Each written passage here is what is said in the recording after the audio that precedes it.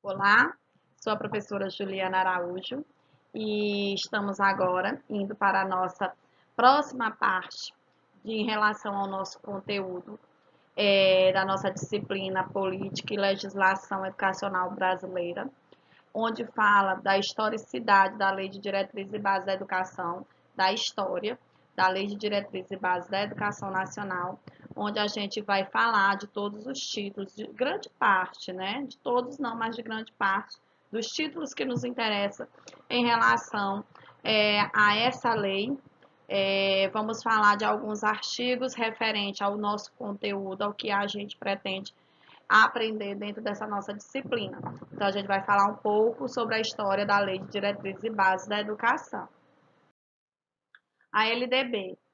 A educação, é dever da família e do Estado. E vai a nos dar, né? Ela nos inspira, na verdade, a nos dar os princípios de liberdade e de ideais de solidariedade humana. Tem por finalidade o pleno desenvolvimento do educando, seu preparo para o exercício da cidadania e a sua qualificação para o trabalho. Isso se encontra dentro da LDB no artigo 2, né, da Lei 9.394 de 96. A Lei de Diretrizes e Bases da Educação Nacional. O que ela diz? A Constituição de 1946, traduzindo o clima de afirmação democrática, afirmando a democracia, que invadiu depois da guerra, no pós-guerra, possui um conjunto de valores transcendentais que tinha na liberdade, na defesa e na dignidade humana. Então, ela se baseia sempre, a nossa Constituição de 1946, ela se baseia justamente nesse aspecto de liberdade e de defesa da dignidade humana. E por que não a dignidade humana ser referência da educação? Ou seja, ela proclama a educação como um direito para todos, ou um direito de todos. A Lei 5.692 de 71 foi a nossa segunda Lei de Diretrizes e Bases da Educação, onde ela ficou conhecida como a Lei da Reforma do Ensino do primeiro e do segundo grau, formulada sem muito debate e participação civil, cujo foco era o ensino superior, que se antecipou enquanto reforma aos demais níveis de ensino. A Lei de número 9.394 de 96, de 20 de dezembro de 1996, foi sancionada pelo então presidente da República, Fernando Henrique Cardoso. Ela foi constituída após o regime militar da nossa história. Depois veio a redemocratização política brasileira, que culmina com a nova Constituição de 1988. Falando dessa organização da lei do ensino, né, da LDB, de acordo com essas leis, de acordo com essas LDBs, a Lei 4.024 de 1961 falava que o ensino primário tinha duração de 4 anos, o ciclo ginasial do ensino médio de 4 anos, o outro ciclo ginasial do ensino médio de 3 anos. Provavelmente esse ensino ginasial de 4 anos tinha ou um pedagógico ou tinha uma terminologia técnica. Então, o ensino ginasial de 3 anos é o primeiro, segundo, terceiro ano, né, o ensino médio. E esse ensino ginasial do ensino médio é aquele que tem uma terminologia técnica, uma profissionalização após ele. E o ensino superior, os anos eram variáveis, a duração era variável. Durante a lei que fala, que é a 5.692 de 71, ela vai falar que o ensino do primeiro grau era de 8 anos, que era primeira série, segunda série, terceira série, quarta série, quinta série, sexta série e oitava série, né? Sétima série e oitava série, desculpa. Então, 8 anos. O ensino de segundo grau de 3 a 4 anos, possivelmente com um curso tecnólogo, um curso técnico. E o superior também variável. Na educação básica, a educação infantil, o ensino fundamental, o ensino médio, né, da educação. A gente pode falar que essa educação básica, a educação infantil era de forma variável, dependendo do desenvolvimento do aluno. O ensino fundamental de 9 anos, o ensino médio de 3 anos e a educação superior era variável também. Vamos falar desse papel, né? Dessa compreensão dialógica da educação da LDB de número 9.394/96, onde no título 1 do artigo 1, falando da educação, afirma a educação é um desdobramento de várias significações juntas, potencializadas em educação escolar, de todos os significados que chega a um determinado conteúdo, a um determinado conceito sobre a educação escolar. No título 2, falando do artigo 2, dos princípios e dos objetivos, dos fins da educação nacional, mostra a sua responsabilidade e a sua corresponsabilidade em cima dessa educação escolar, que é dever da família e do Estado.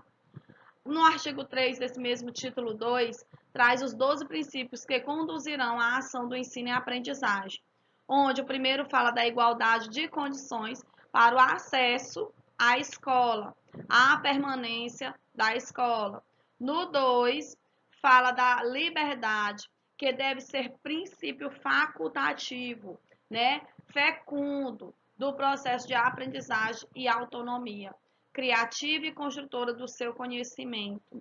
A pluralidade de ideias e das concepções pedagógicas, fala no terceiro princípio, fala desse pluralismo de ideias, de várias ideias em uma só concepção pedagógica.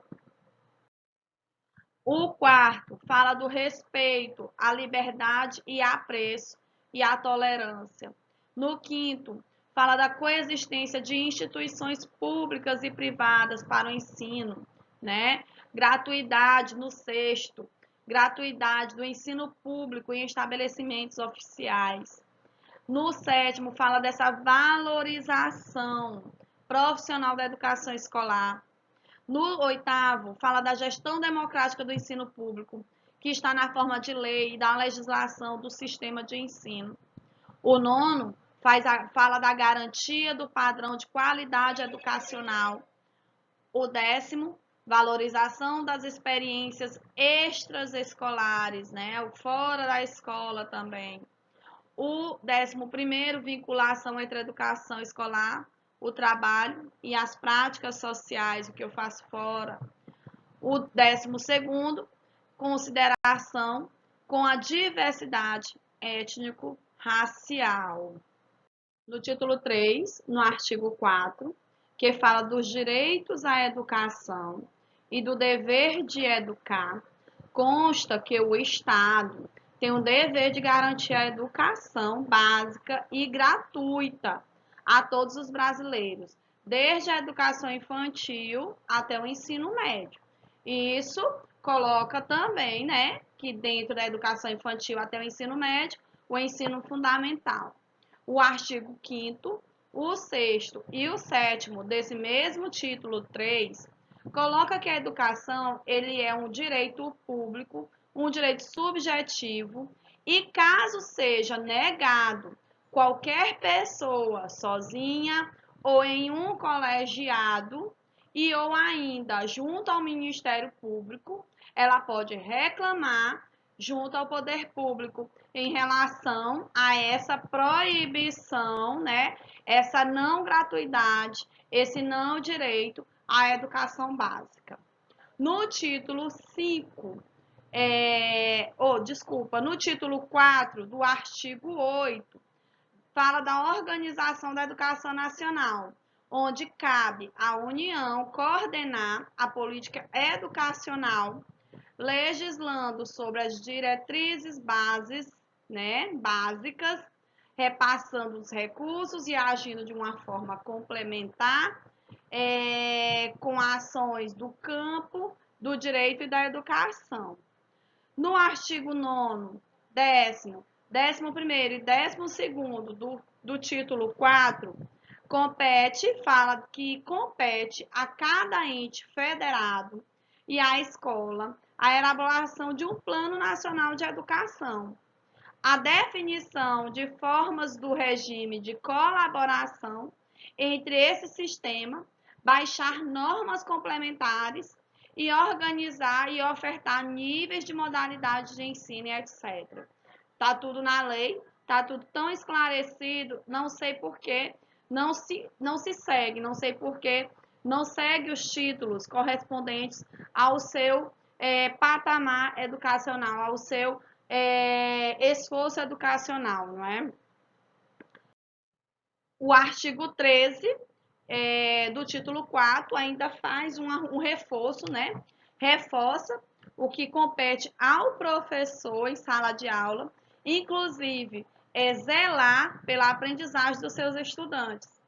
O artigo 14º norteia como deve ser articulada a gestão democrática, a democratização da escola, da educação pública, cuja participação dos profissionais de educação é efetiva na elaboração de um projeto pedagógico e da comunidade local e escolar no colegiado, como conselho escolar, onde pode participar no conselho escolar os docentes, professores, pais de aluno, a comunidade em geral, para articular esse projeto pedagógico, como é que vai acontecer as ações dentro da escola.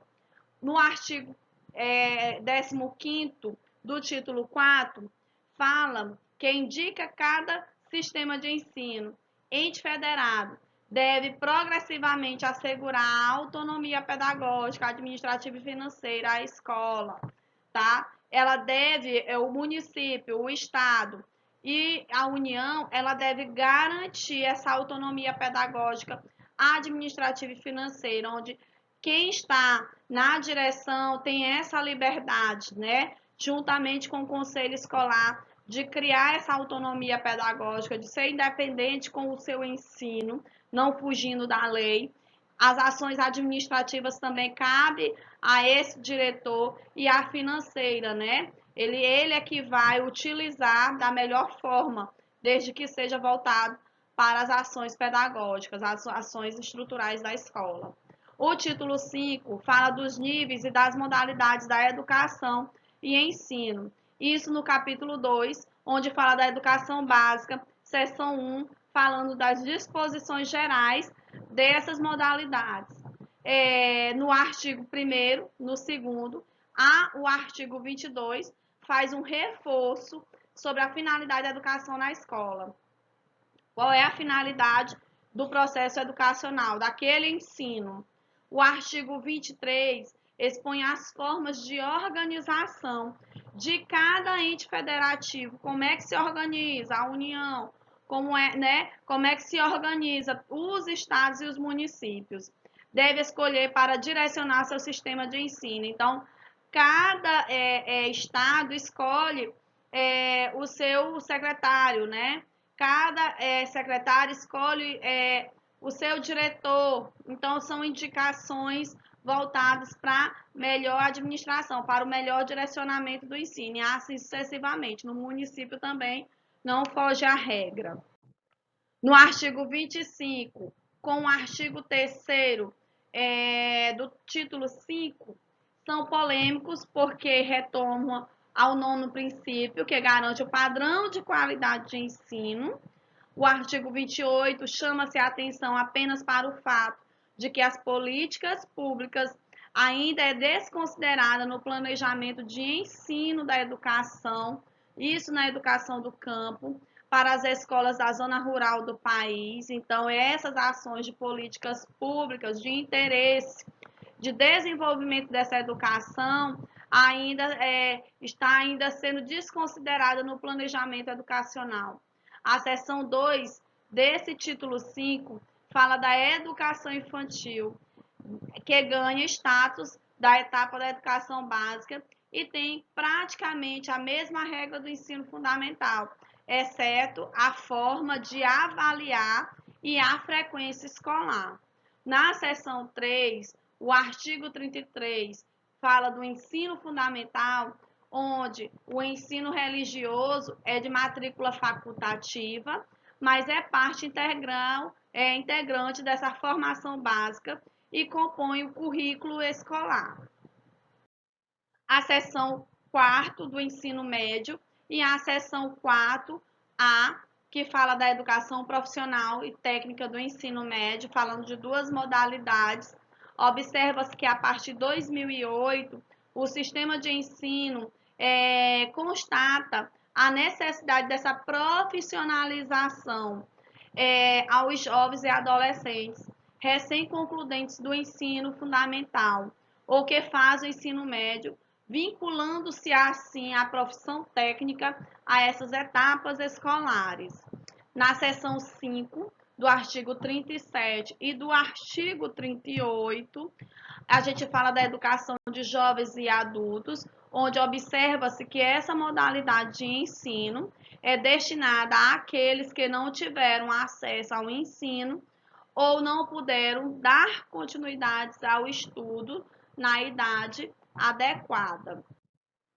No capítulo 3, daquele título 5 ainda, gente, falando no artigo 39 da educação profissional e tecnológica, a educação profissional e tecnológica, ela agrega as modalidades da educação, abrangendo a formação inicial e continuada, a formação profissional e a formação técnica do nível médio, graduação e pós-graduação também.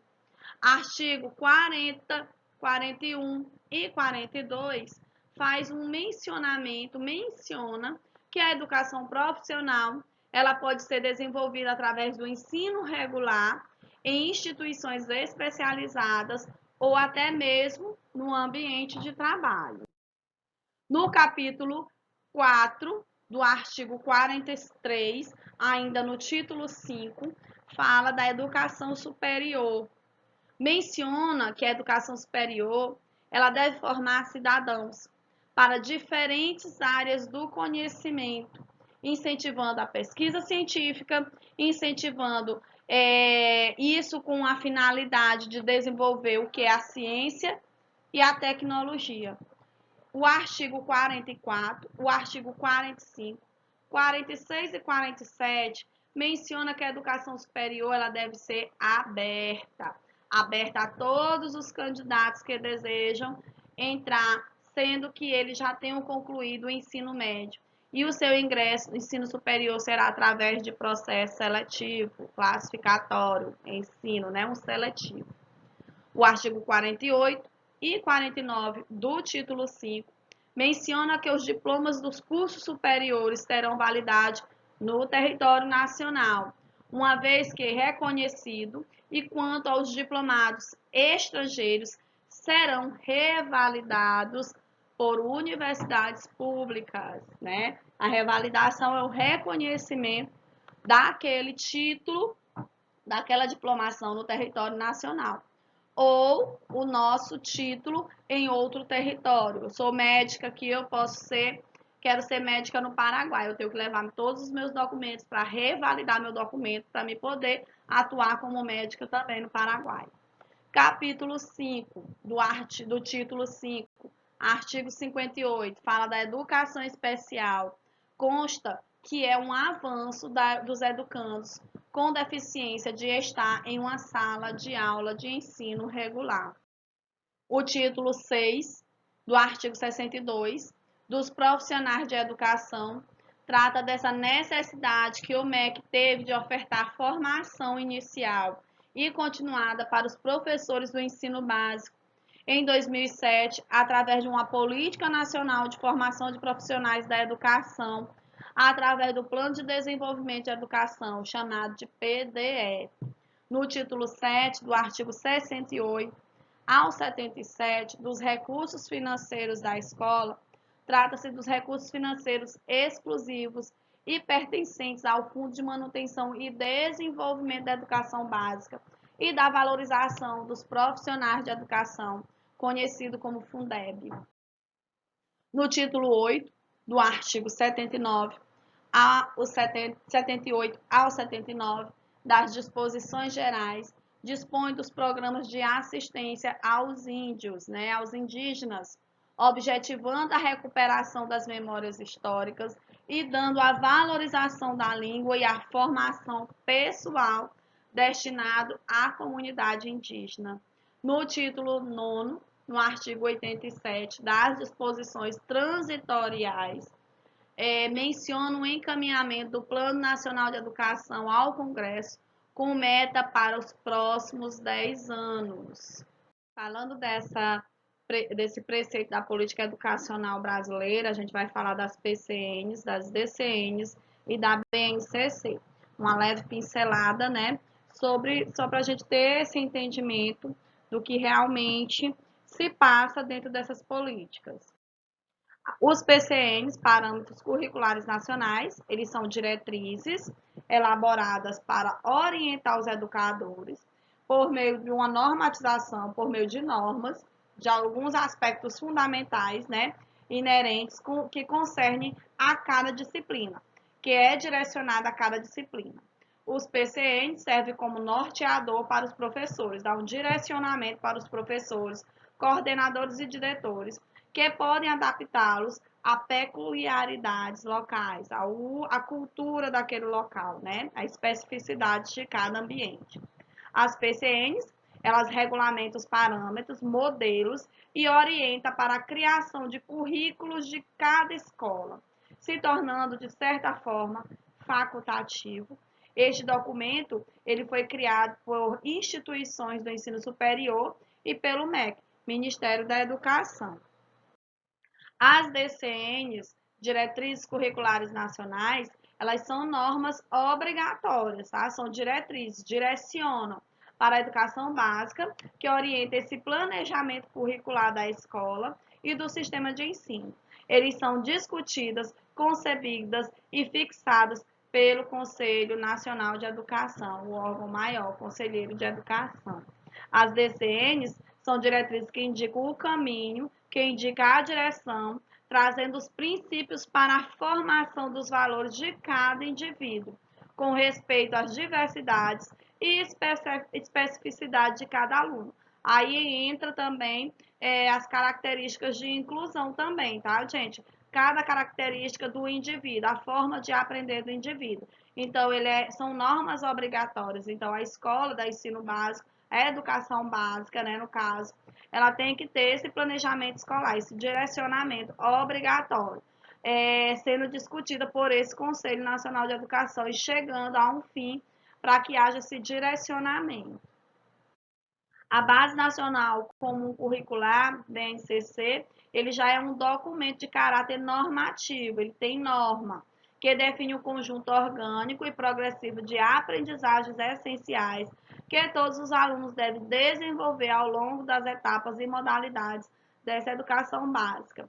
Garante direitos fundamentais da aprendizagem para os estudantes de todo o território nacional, respeitando a autonomia regional, né, de cada localidade, a regulamento o que deve conter dentro de cada currículo de cada escola, e é importante destacar que cada um possui a sua função específica e não revogada, né, ao outro, não revoga nenhum outro. Então, cada um tem sua especificidade e não vai revogar a nenhum outro parâmetro, né, a nenhuma outra norma regular.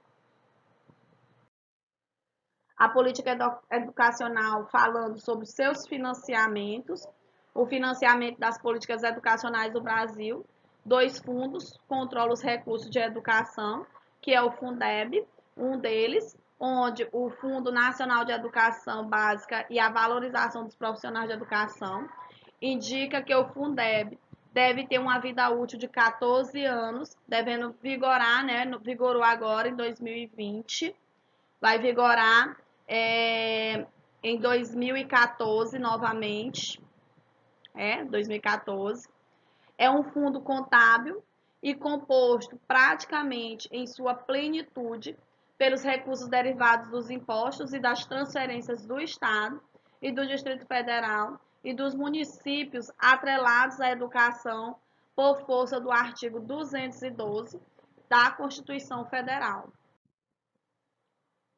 Outro fundo de financiamento que nós temos é o FNDE, Fundo Nacional de Desenvolvimento Educacional, criado para financiar essa infraestrutura educacional do Brasil. O principal objetivo é fornecer as condições concretas para esse desenvolvimento, né, dessas ações, desses planos e programas destinados a subsidiar instituições do sistema de ensino, especialmente em despesas como as envolvidas em construção de escolas.